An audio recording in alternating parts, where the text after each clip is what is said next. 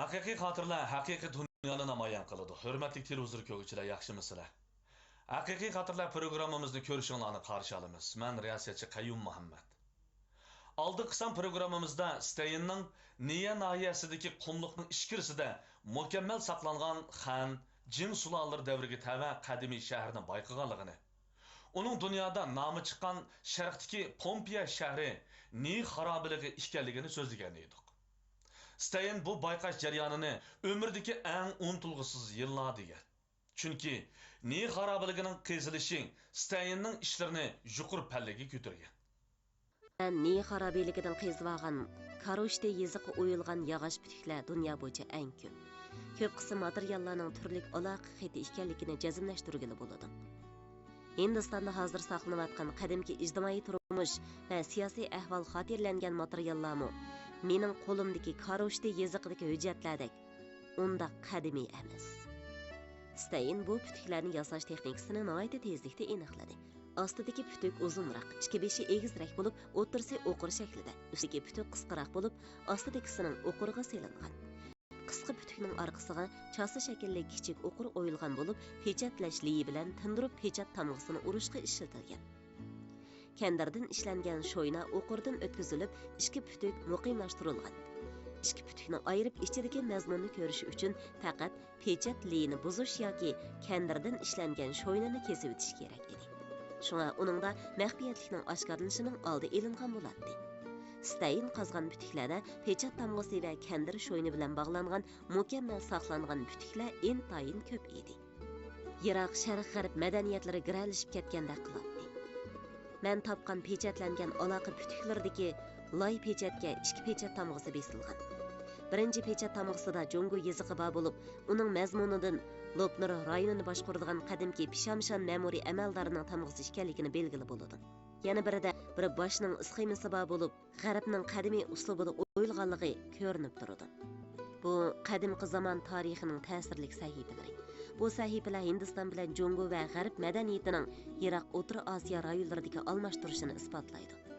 Ammo hozir bu tarixiy paketlarni tamoman unutib ketay degandek qilamiz. Meningcha shu qurib ketgan mevalik daraxt, oq teraklar baraqsan o'sayotgan chog' Rim imperiyasining hayvisi mislsiz kuchaygan chog' bo'lishi mumkin edi. Yillar o'tgandan keyin men mushundaq yiroq o'tmish xarobiyligida turib, tafakkur dengizida o'zib, urib o'zimni tutib ololmay qoldim. Uda 16 kun ishlagandan keyin garchi qumliq ostida cho'qim yana nurg'un nafs imorat qurilmalari yoshirinib yotganligini bilsimi, biroq qumliqda bo'ron mezgili kelib qolganligidan ansirganligi uchun Steyn amalsiz qiymagan holda qaytib ketdi. Yo'lda u yana bu tarafga kelgacha bayqamagan xarobiylikni ko'rdi. Shuning cho'qim amal qilib tezroq qaytib kelishga bel bog'laydi. Agar dandan o'yligini Steyn buyuk tong g'arbiy diyor xotirasini ko'tarib yurib, xarita bo'yicha izlab erishgan ko'ngildagidek natija desak, ne xarobiyligining bayqilishi Tangrining iltifoti edi. To'liq muvaffaqiyat bilan qaytgan Steyn Xotanga qaytib keldi. Ayni chog'da Xotanning ombili Fan Xiaosu Steyn eng hurmatlaydigan Jongo amaldori edi. U muloyim va samimiy, Jongo tarixidan obdan xabardor kishi edi.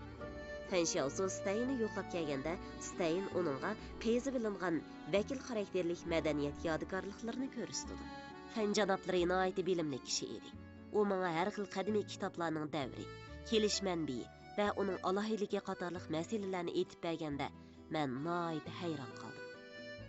Men xuddi institutda kasbdoshlarim bilan paranglashgandek hissiyatda bo'ldim. Bu almashtirishni so'zlar mujmal, madaniyat saviyasimi ko'p bo'lmagan tarjimonning yordamida ep berayotganimni bir mahal unutib qolgan edim. Meni birdan-bir qiyin ahvolga tushirib qo'ygani u g'arbga to'shiydigan qadimiy kitoblarning ahvolini tafsiliy surishtirdi. Uning mening qizish maqsadimni qandoq tekshirib bilib, uning natijasini bilishni xohlaydigan Urumchining do'tiyiga qandoq ma'lum qilganligini bilmayman.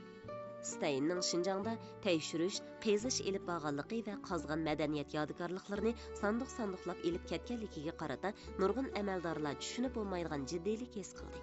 Biroq buning nima uchunligini bilmagan edi. Ularning qilalaydigini Steyn elib borgan har xil qadimiy kitoblarning suratini elib qilish edi. Ehtimol ular Steyn faqat ko'ni qadimiy kitoblarni elib ketdi hech qanday boyliq yo'tkab ketgani yo'q deb o'ylagan bo'lishi mumkin. Bu Jungo amaldorlari Stalinning qanchalik zo'r madaniyat boyligini elib ketganligini faqat o'ylamagan. 100 yildan keyin o'zining avlodlari aslida o'ziga tava bo'lgan bu madaniyat meroslarini ko'rmoqchi bo'lganda, ular allaqachon Buyuk Britaniya muzeyining arxiv ombiriga solangan edi.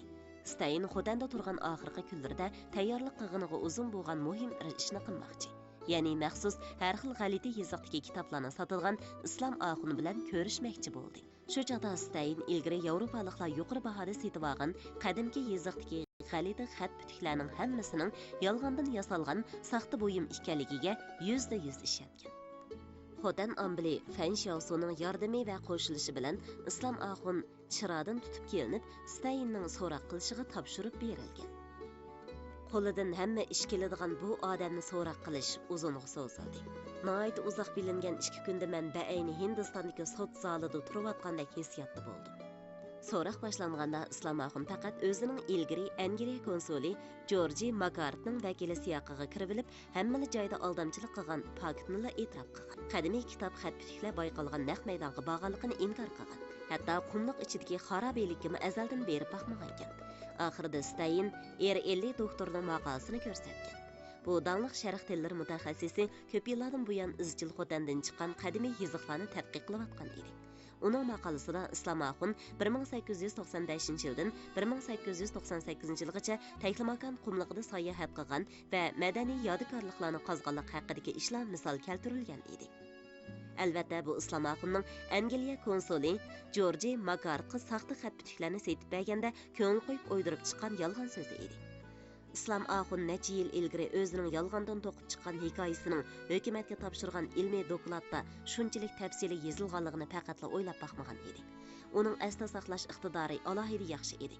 U R50 doktorning dokladidagi nurg'unlagan qisturma suratlardan o'zi yasab chiqqan nomsiz yoziqni nihoyat osonla tunib oldi. 1894-yildan burun islom oxun Xotan yezlarida mispul, tamg'a shundaqla mushuninga o'xshash boshqa ushshaq qadimiy buyumlarni yiqqan. U Afg'onistonlik savdogarlardan Hindistondan kelgan mo'tivarlarning qo'lda yozilgan qadimki kitob xat putuklarni nihoyat yoqtiradiganligini anglagan. Ammo qumliqdagi xarobeliklarga berish uchun haqiqatan nihoyat ko'p jafo mushaqqatlarni chekishga to'g'ri keladi. Yana kelib qadimiy buyumlarni tepish mumkinchiligi nihoyat oz edi. Shunlashqa islom oxun xat putuklarni yasash usulidan foydalanib, mo'tivarlarning ehtiyojini qondirish, bu orqali ko'p pulga erishish chorasini o'ylab topgan. Islom oxunning bir necha sherki bor edi.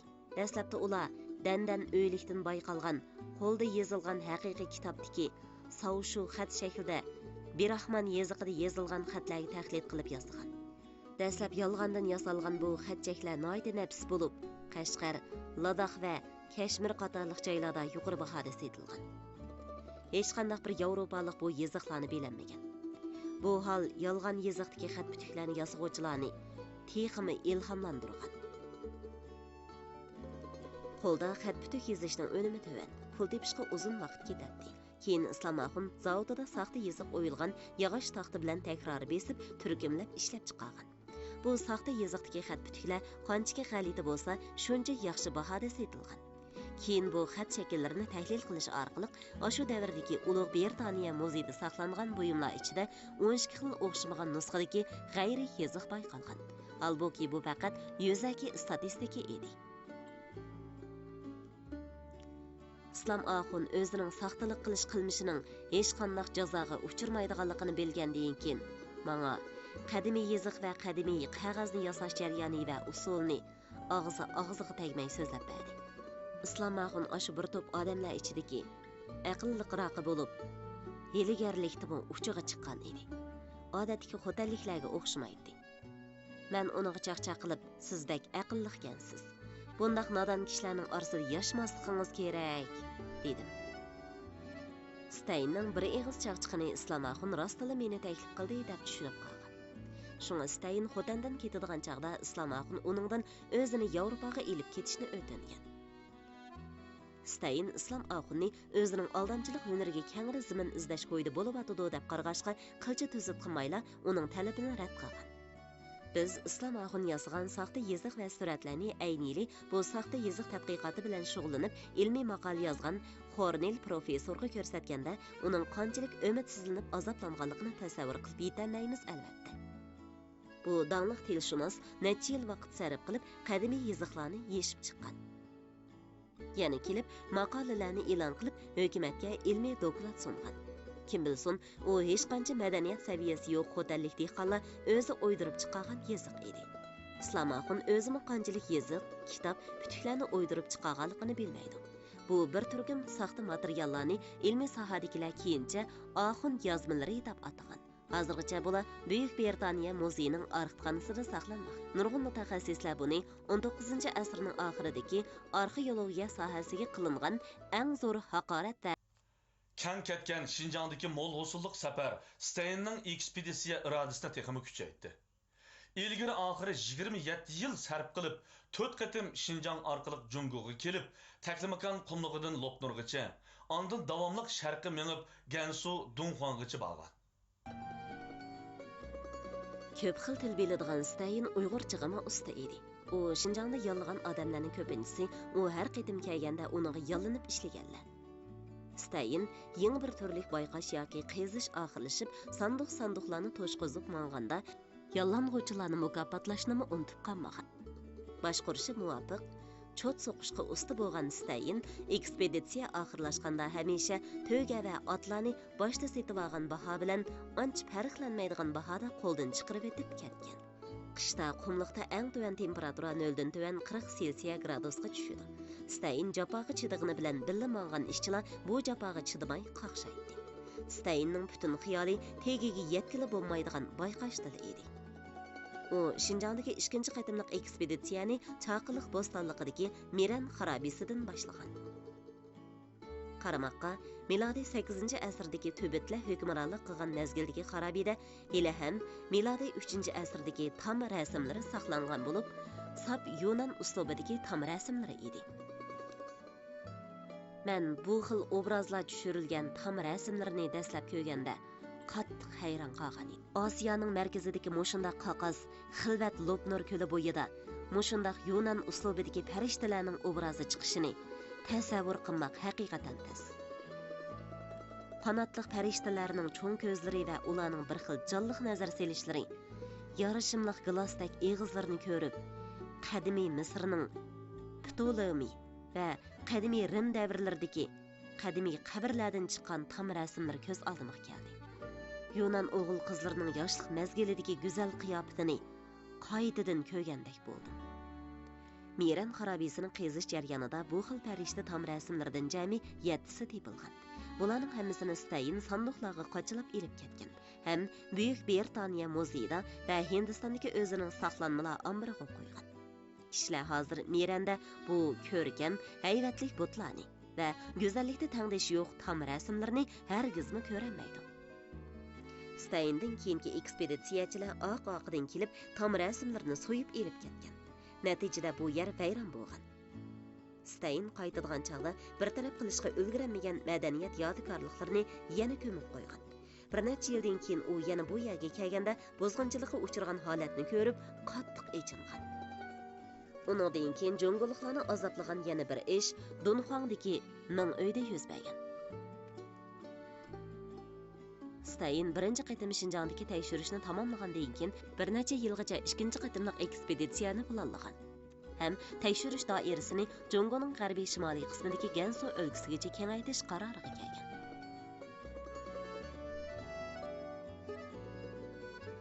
Bir 1907-yili 3-oyda men Dunhuang bo'stonligiga bordim. Bir necha kun ichida men har xil xalqlarni ravolashtirdim. Umrimda tunji qatim bu go'har ziminga qadam qo'ydim. U yerdagi butlarni ziyorat qildim. Stein 2-chi qatim Şinjanga kelganda, uning qadinos do'sti Angliyaning Qashqarda turishliq konsuli George Makart uningga Jiang Xiaowen ismli Hanzu katibni tanishtirgan. Mushu katib bilan Dunhuang Ming uydan xabar ilib turayotgan Wang familiyalik Daojiao rahibi Steinning O'rta Osiyodagi ekspeditsiya ishlarini eng yuqori chekka yetkazishiga turtki bo'lgan. Stein Dunhuangga kelibla bir g'arda nurg'un qadimiy qo'l yozmalarning bayqalganligidan xabar topgan. Bularni bayqagani Wang Yunlu ismli bir Daojiao rahibi edi. Stein ashu sirli qadimiy kitoblar saqlanayotgan maxfiy uyga kirganda boshqa bir dunyoga kelib qolgandek hissiyatda bo'lgan.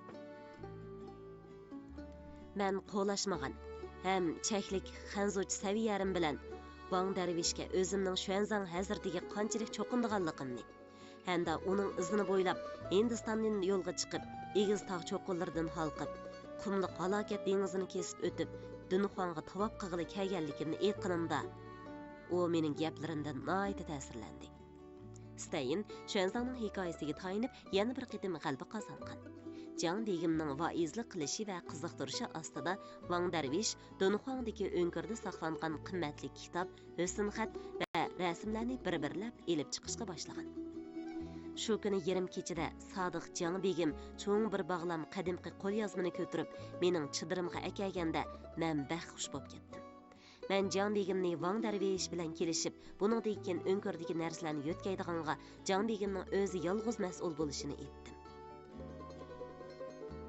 Shuning bilan Jiang begim jafodan qo'rqmay uday 7 kecha narsa to'shidi. Har qadimda erishgan narsalar bag'ansir ko'paygashga, keyin avtomobil orqali to'shishga to'g'ri keldi. Shu ishdan keyin Dunhuangdagi o'ngirda saqlangan qo'lyozmalarning maxfiyatligi tez tarqalib ketdi. Fransiyaliklar, Yaponiyaliklar, Rossiyaliklar va Amerikaliklar kayni-kayindan yetib kelib, bu yerdagi barliq qimmatli qo'lyozmalarni bulab akitishga urindi. Keyingilar tarafidan Dunhuangdagi miros kitoblar deb atalgan bu qo'lyozmalarning vaqti Jin sulolasidan boshlanib, Song sulolasining oxirigacha 7 asrni peshidan kechirgan. Buda kitoblari bilan boshqa dinning sizma rasm va qo'lyozmalaridan boshqa bu qo'lyozmalar yana arxiv, meditsina, astronomiya, she'r qatorliq boshqa turli qimmatli materiallardan iborat edi. Bugungi kunda Dunhuangdagi o'ngirda asli bo'lgan 50 ming bog'lamdan ko'proq diniy va dahriy qo'lyozmalarning 3dan 2 qismi Jongoning sirtidagi 10 necha davlatda saqlanadi. Meningcha, Tangri menga alohida g'amxo'rlik qilgan edi. Chunki necha ming yillardan buyon o'ngirda saqlangan qimmatli rasm va asarlar toki men kelib ularni elib ketgicha saqlanib ketdi. Bu rostila tabriklashga arziydigan ajoyib bir ish bo'ldi. G'arbning markazchilik ideyasi bilan mustamlaka ideyasi sababidan Stein o'zini o'ngirning bayqig'uvchisi hamda O'rta Osiyo safarida erishgan qo'lyozmalarning egisi deb atagan. U qo'lyozmalarni o'zining orzusi bo'yicha Angliya yoki Hindistonda saqlab qo'ysa bo'ladi. Uning bu harakati o'zi sodiq bo'lgan Buyuk Britaniya hukumati tarafidan boturlik ham oliy janoblik deb qaralgan. Angliya xon jamiyati uningga Hindiston podshohligining ritsarlik unvoni bilan chavandozlik unvonini bergan. Oxford universiteti, Cambridge universiteti ayrim holda uningga faxriy doktorlik unvonini bergan. Stein ko'p yillardan buyon Jongoda qo'lyozma o'g'irlag'ashqa Jongodagi mutaxassis va olimlarning g'azabini qo'zg'agan. 1930-yil Stein 4-qatim Shinjongga kirib, arxeologiyalik qazish elib borganda Jongo ilmiy sohasidagilarning uni qo'g'lab chiqarish sadolari chekiga yetgan. Bu 1931-yili Nanjing hukumati Shujadagi Shinjong o'lkasining raisi Jin Shoringa avatgan maxfiy telegramma. Telegramada Jongoda harbiy yo'l va qadimiy yodgorliklarni izlayotgan Steinni majburiy chegaradan chiqarib o'tish talab qilingan.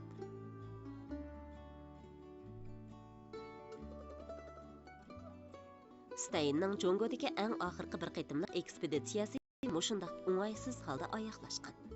U ehtimol yana non qimmatli xarobiylik texi qezib bo'linmaganligidan afsuslansa kerak. Va aslida madaniyat yodgorliklarini asli bayqagan joyda tadqiq qilsa, ondan ilm-fan va axloq ro'yiga texmi uyg'un kelganligini bilishi kerak edi.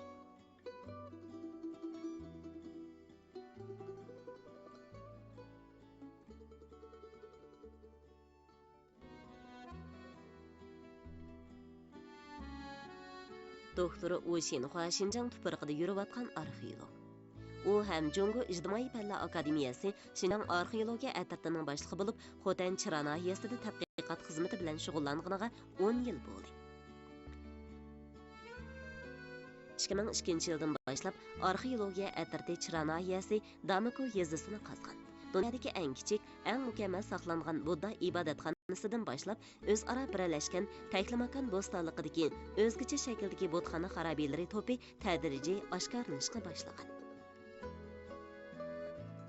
Damaku Töpülük Döng deb atalgan bu Budda ibodatxonasi xarobaylik to'pi elimiz ilmiy organi mustaqil bayqagan, mustaqil qazgan, har qaysi jihatlardagi tadqiqotlarni mustaqil ishlagan mukammal qadimiy imorat xarobaylik to'pi. Taylimakan rayonidagi boshqa qumliq rayonlardagi qadimiy imorat xarobaylik to'pi bilan selishtirganda o'zgacha bilim mulk huquqi va mukammallikka ega madaniyat yodikorliklarining birikmasi.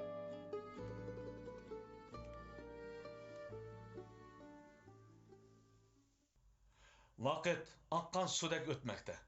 Qumluqdagi tarix sukut turib uyg'onish vaqtini kutmoqda. Çang tuzanlar asta-asta taraganda ko'zni qamashtirdigini yanala insonlar madaniyat tarixidagi eng uzun, qimmatlik, eng mo'l, parlaq bo'lgan sehriy boyliq. Haqiqiy xotirlar haqiqiy dunyoni namoyon qiladi. Hurmatli televizor ko'ruvchilar, kelar sandik programmamizda ko'rishaylik. Xayr xo'sh.